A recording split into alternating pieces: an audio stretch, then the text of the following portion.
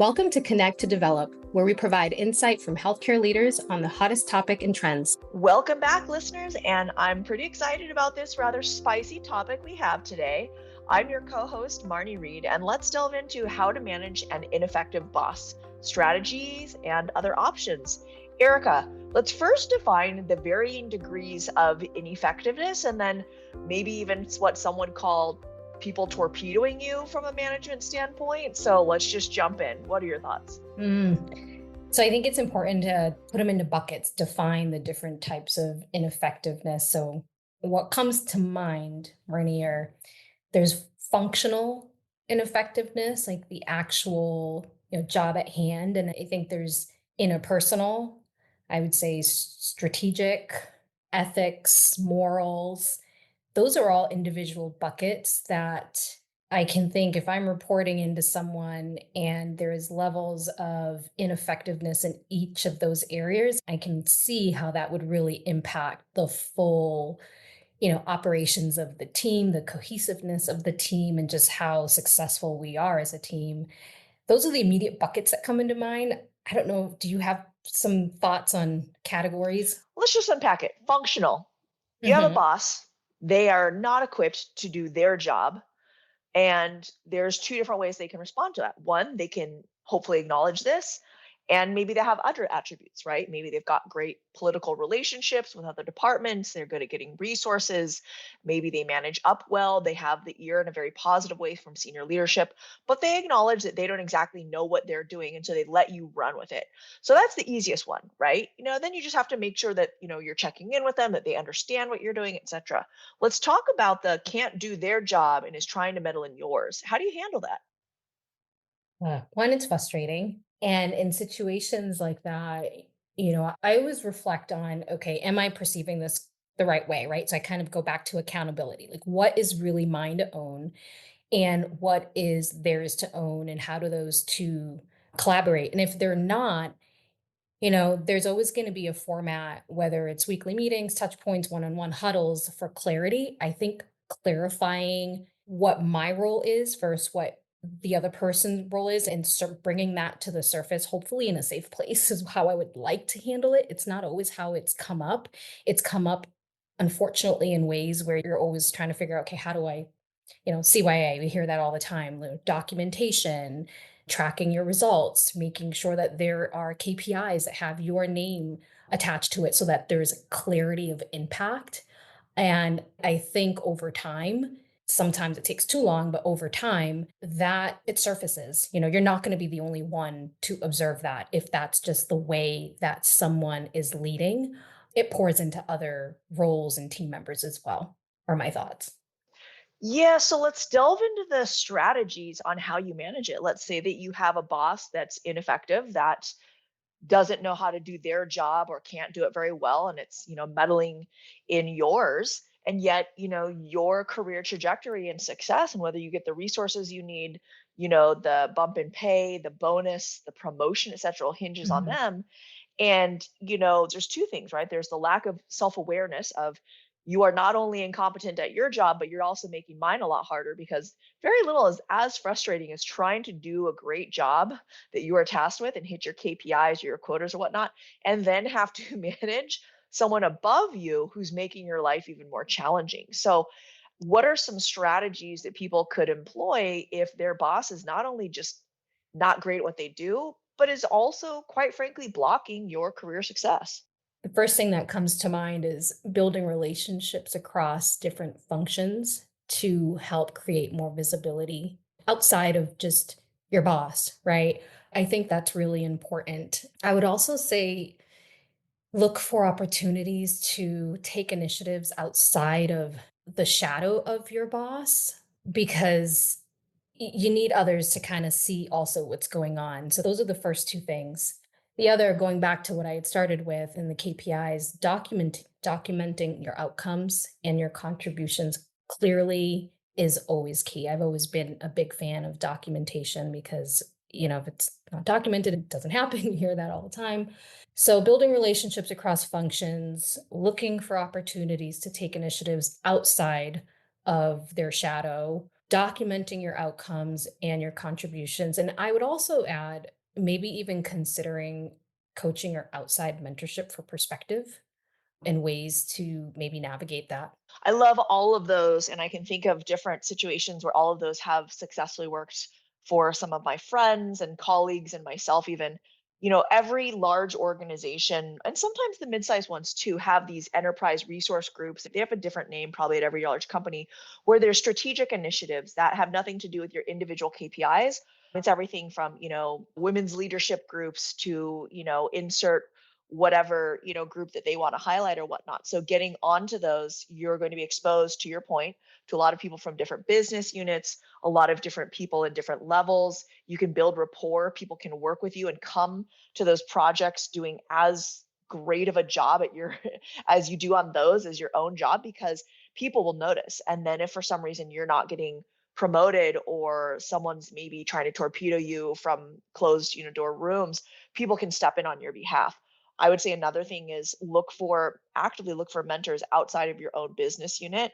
And if your manager, gets their, hackles up and doesn't understand why you're doing it, just say, I would love to be, have a broader scope and understanding of the organization and how your and my, success can be highlighted. You always want to make it look like you're helping them shine. And you are, right? Because of your great work. And so being able to, seek mentors and sponsors, from different business units, that always helps as well. And then one of my things that I used to do, just because this was how I was, and I think, there's data out there showing that people don't necessarily leave, jobs, they leave bosses. And also, one of the top ways to engage employees is to make them feel like they're making a difference and feeling valued. And so anytime you're on a team or you do something where there's some level of success and there is a team approach to it, emailing those people's bosses along with your boss, copying those people and giving them shout outs and saying, hey, we started on this project. Here's where we're at with it. Huge win led by such and such. Also a big thank you to so and so over in this department. We could not have done this without this whole team working together. And here are the next, steps that we think that we can, find success, or something along those lines. That way, you're the person that's promoting other people, but through that, everyone knows that you're also potentially spearheading the success that just was had. Yeah, Marnie, I love that addition. I think that helps you control the narrative. If you take that approach and you're really focused on managing up, managing across, and controlling the narrative, for me also helps tailor how you respond. Because if you are intentional about, here are the steps I'm going to take to proactively make sure that I'm not responding to emotions or to the feeling of being torpedoed, because no one likes to be torpedoed. But if you are proactively taking these steps, then you are controlling your narrative. Okay, so interpersonal, can you unpack what that means? Ineffective on an interpersonal level. I think that's one of the most important ones. It's how you manage people, emotions, conflict, navigating the day to day. When people are showing up to work, they're showing up to work and they're showing up to do a job, but they're also bringing all of themselves with them.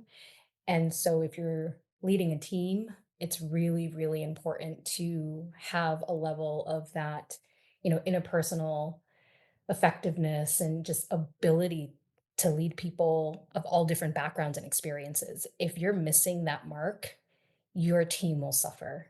I've seen it just all across my career, people who've done that really, really, really well. And as a result, the impact in the outcomes of the work is reflected accordingly. And then on the other side, I've seen people who have not do that well, and it leads to high turnover. And to your point, Marnie, people leaving their bosses, not necessarily their jobs. Sounds like emotional intelligence, quite frankly, Mhm. and it sounds like leadership development. So here's another question. I watched in two of the big companies that I was part of for, one was a little bit over a decade, one was just under 4 years. People go from an all-star individual contributor and they do the right things to get promoted, and either they're managing teams or they're managing projects where, while you are not directly someone's boss, you're still in charge of the project. And yet there's no coaching available. There's no leadership development given. There's no test of EQ to identify, hey, where could this leader that we've just catapulted up the ranks, need some help? Because I think in an interpersonal situation, as long as you're not just a gaslighting jerk face, it's not your fault. You're really trying to do best, but you're used to succeeding as a independent contributor, and that's vastly different than how you succeed as a manager. So what role is it on the company? And if you are someone who hasn't had any kind of leadership development or executive coaching and you suddenly, get promoted, what are some resources that you would suggest that they seek out themselves so that they're equipped to handle this new position? Yeah, one, I definitely think that the organization should have some ownership there, especially if you're promoting from within. You're promoting from within, you've identified a high potential employee, you're looking to help set them up for success, hopefully. And part of setting them up for success is not just throwing them in, although that's what happens often.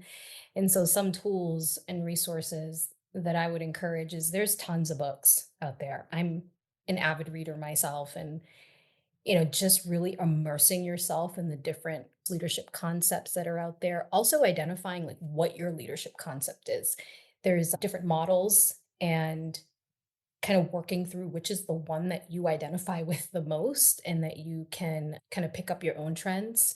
So that's one thing, a lot of heavy reading. There's of course, leadership podcasts out there, but I would proactively seek mentorships and leaders and people in your corner that really like them to mirror their leadership style and ask for their time. And because everyone's been there, everyone's been at some point, some growth trajectory of their leadership journey, right? I don't believe that people just show up and know how to do it. It's through experiences, it's through failing, it's through failing fast and getting up fast and everything in between. And so identifying those that you feel lead really well and tap them on the shoulder. Like I find that they're willing to actually really, really help others, and take the time to speak with people about that. So those are the things that come to mind. I have a long list of books and all that, but we could be here all day with my library. So definitely want to hear more about your books just off the cuff. These are some of my favorite ones if you're, going from individual to contributor into leadership is Emotional Intelligence 2.0 by Dr. Travis Bradberry and Dr. Jean Graves. Big fan of Cy Wakeman, almost anything that she does. If you're a little bit of a hothead or if you're a little bit reactive, I think the reality-based rules of the workplace by Cy Wakeman is fantastic. I'm a big fan of pretty much anything Simon Sinek does. Mm. Leaders Eat Last is a big fan favorite of mine. And then I think, the first 90 days, even if it's within the organization that you already work in, if you're getting promoted into where you're either leading projects or you're leading teams that fall under you, I think the first 90 days is another great book. Yeah, I've read a couple of those. The other one that's really good is The CEO Excellence. I really like that one. That one's by Carolyn Dewar. And well, it's a couple of authors on there. I can't remember all of them. I think it's Carolyn Dewar and Scott Keller, or two of the three. I believe there were three. But that one had a lot of really good strategy concepts that I just kind of found myself really leaning into. How to Win Friends and Influence People by Oh, I Bill. love that one. That one's really good. Closing the Confident Gap was one of my favorites by Kelly Thompson. I highly recommend that book. There was some really neat pearls. And then the 5 a.m. Club was another one. Simon Sinek, you mentioned some of those. Captivate. Some of these I've read, and some of them are going right onto my Audible wish list. So I love this. Okay, so that makes sense. And I think just the interpersonal, not only that, but if you can't navigate the political waters and work effectively in the matrix, you're not going to be able to get the team the resources that they're going to need. So I would say, I would guess that half of leadership is, managing your people and playing, whatever role that you need to help get them, to the next level and to succeed. And then the other half is just really managing the matrix. And I think depending on the level that you are, the size of the organization, I actually have heard that if you're at the VP level or higher at a decent size organization, I would say a decent size organization being around 1 billion or higher, is that 90% of your job is managing that matrix. So that's kind of crazy to me. Okay, let's get to strategically ineffective because I said you think that's one of the buckets. Let's unpack being strategically ineffective. I want to hear about this. Yeah, so the interpersonal one and the functional, I think if you don't do those, if you have any gaps in those, they're going to impact your ability to carry out strategy. So think about, casting vision. Any leaders in a position, you're creating momentum across your team to not only motivate them, but make sure that they're right person, right seat. They have the tools and the resources to do their job. So if you, as the leader, do not have the full strategic, I guess, competence or, effectiveness, then you can't properly cast the vision. You can't properly communicate the vision. You can't prioritize. Your ability to lead teams is impacted.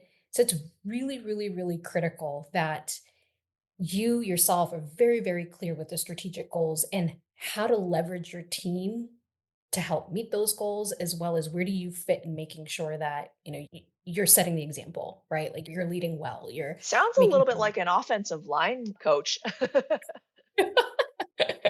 Yeah, I guess. But just strategy, if you can't communicate strategy, then you're gonna have teams just running in circles, right? And no one really knows what you're looking to work towards, right? What's the end goal?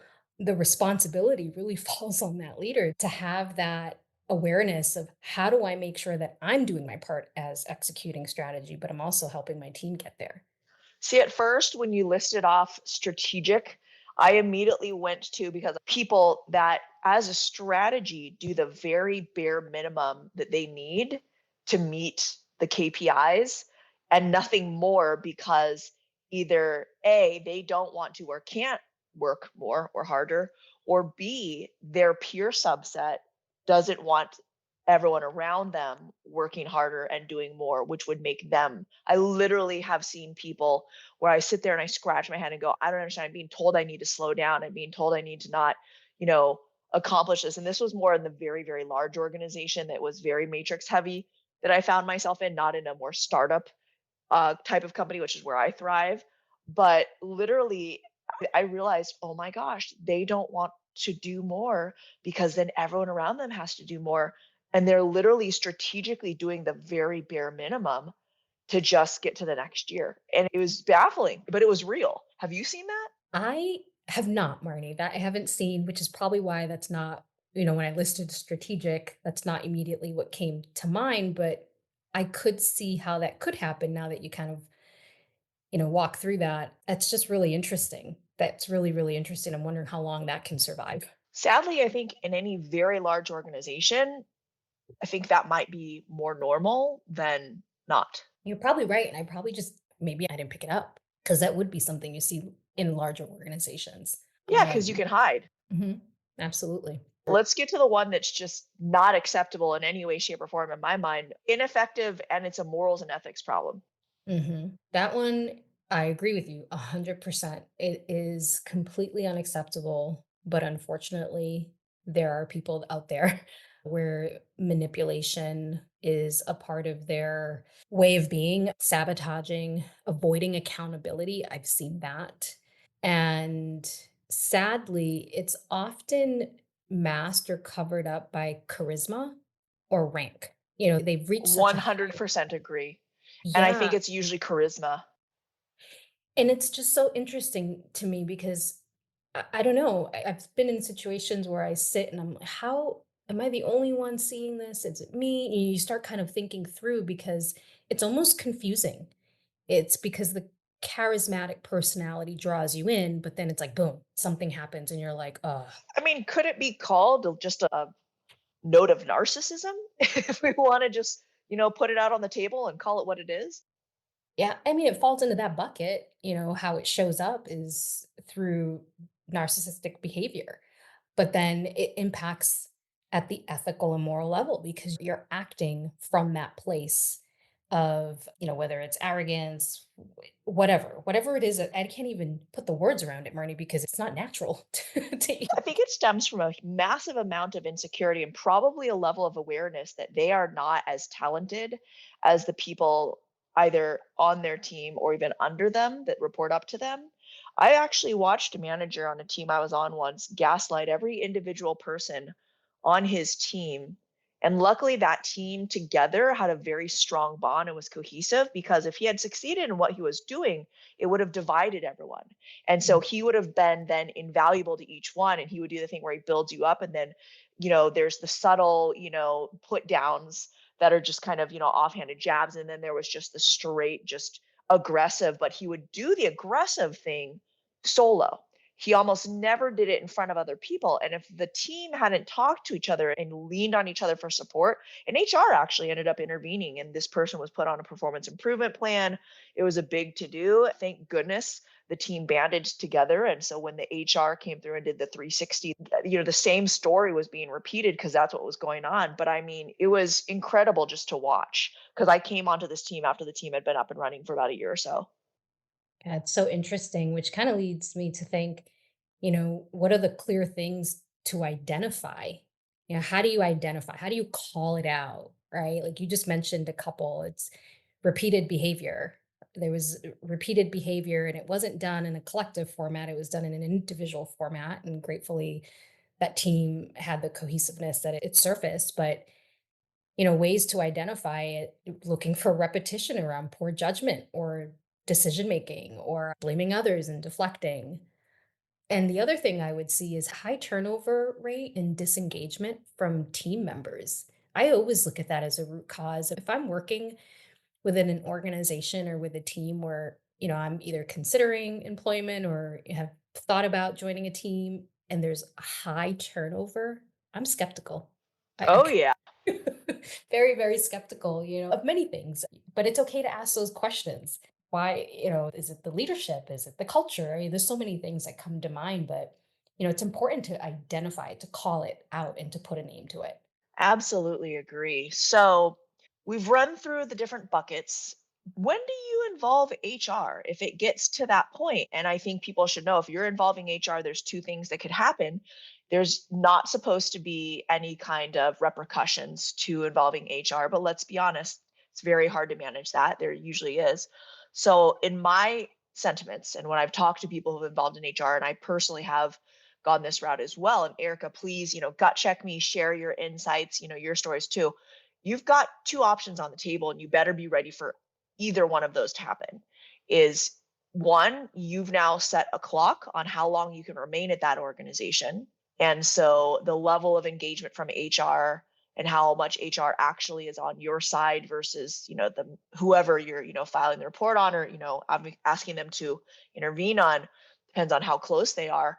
But that window is anywhere from 30 days to 90 days usually. Or you have to be ready for massive repercussions from either directly the person you're filing against or even their supporters. And so if you remain at that organization, you're always going to have to be watching your back for any thing that could come back from that. So what are your thoughts there? Yeah, I think it's natural to think that, Marnie, because unfortunately, there are probably more examples of that scenario. Whereas, HR, it's meant to protect the organization, not necessarily be for individual advancement on either side. And so if that is not the core culture of the organization, then yeah, I agree. If you're looking to surface something and bring it to the attention, you have to put all options on the table. Now, the other option is that it's handled appropriately and their clock isn't necessarily ticking, right? That's the third option to the table too. But, I would say the time to be able to go to HR and when you're kind of thinking through, all right, do I raise this up or not? Is one, have you tried to resolve this directly in other ways, kind of with all the things we've talked about, right? Like you've documented, you've built champion relationships across different functions. It's gotten to the point where it's escalated, then you bring it to HR. And then, of course, if there's unethical behavior that is just in any way, shape, or form showing up, then yeah, you're going to have to bring that up to HR because it's just not acceptable. And that's why the documentation is so key because that's the first thing people are going to turn to. Yeah. Yes, absolutely. I'm a big fan of recapping every one-on-one I do with anyone on an email to them. If it's not my manager, copying my manager, and if she or he, needs to be aware of what's going on. And obviously you don't make this an epic poem Beowulf length, email recap. You hit the, action items, notes, things to be aware of, etc. But documentation is everything. So for the listeners out there that may be going through this and they go, yeah, I've engaged HR. Yeah, I'm pretty sure things are already happening, to get me out, etc. If you decide finally that you've got to leave, Erika, what do you suggest and how people plan and the steps that they take if they're pretty sure that they're going to have to sadly leave that organization? Yeah, I mean, if you're coming to the decision where you have taken the steps to approach HR, it's gotten to the point where it's either unmanageable, you're not happy, you're not feeling productive, a mix of all of those together, one of the three. At the end of the day, if you're raising the concern to HR and it's not being addressed or handled in an appropriate way that turns it around, then things are only going to get worse and ultimately you're just going to be unhappy. I mean, I would want to at that point start looking for other opportunities if it doesn't turn around. So going back to your point, when you come to that decision, one of the other things I would think through is, okay, what's my plan B? Right? Option A is I'm going to bring this up, it's going to turn around. Option B, it's a ticking clock and my, time to exit is probably somewhere between 30 to 90 days. Hopefully you've thought through that before approaching it and just thought through, okay, what does plan B look like? Have I updated my resume? Have I engaged mentors and others to further perspective and thoughts? What are the steps that you've taken before actually going so that whatever the results, you at least are not blindsided. You can reflect back to, I thought through this and I thought this might be an outcome, and you can take the steps accordingly. I like that. I think engaging your network a little beforehand, if you think that there's something, and this is where, to the point you made earlier, engaging outside mentors for perspective, because there are some times where you think that this is happening, and someone who is not emotionally tied and isn't living in this day in, day out can lift up above that and say, that may actually not be about you. That may be about this, and here are some things to do it. But I think that, engaging people in your network and just saying, hey, there's a chance that I might have to make a move. I'm not going to go into detail. I'm looking for these types of opportunities. This is where I think I can add value. If these are people you worked with before and you've honed a new skill set, I think definitely talking to them about what you've learned and what you've done and some projects you've taken on, do it in a very positive, classy manner. If you're in the healthcare field and your customers are surgeons, I highly recommend engaging your strongest surgeon allies in simply a, hey, just a heads up, things are fine, but I do believe that I'll be looking for a new opportunity. These are the types of things that I'd be looking to add value. Please let me know. I have found that my surgeons have been some of my strongest allies and have been some of the best champions. And so I just suggest really, doing your due diligence, thanking everyone in that organization as you leave with a personal note. Hey, I'm leaving. I just want to say what an honor it's been to work with you. Please, keep in contact if, you would like. Here's my personal email, and not picking up the phone for all the gossip mongers who want to call and find out what happened. And, because Mhm. that never helps the situation. I even have controlled the narrative by personally writing a blog post and posting it up about why I made what seemed to the outside world like a very sudden decision to leave a place when no one ever thought I would. And so I think, do it classy, don't burn bridges, know why you did it, stay true in what you're looking for, and it'll work out for you. Yeah, no, I agree. And I love that. You can't burn bridges. I think that's one of the key things, leaning on your network. The same on my end, Marnie. It's been those that I worked alongside that have been the greatest advocates and champions, whether it's been medical directors that I've worked with, surgeons, or other just folks on the operations side. Those truly are your partners. Those have been your strategic partners. They've seen the value, so it does serve you. And then, going back to the decisions that make you leave, at the end of the day, if it's costing you your mental health, Hmm. compromising values and impacting your future potential, for me, those are clear indicators, right? Hmm. I don't know that once it gets to that level, there's this massive turnaround in the right direction. And so, doing all of those steps that you just summarized is just so key to kind of get yourself in the right seat and in the right state. Absolutely agree. And would love to hear from our listeners, whether that's you want to reach out directly to us and message us on LinkedIn or you want to leave a comment. Would love to hear other people's perspectives. And once again, Erika, thanks for this great discussion. Yeah, it's been great. You can find more interviews on our YouTube channel at Marney Reid Presents.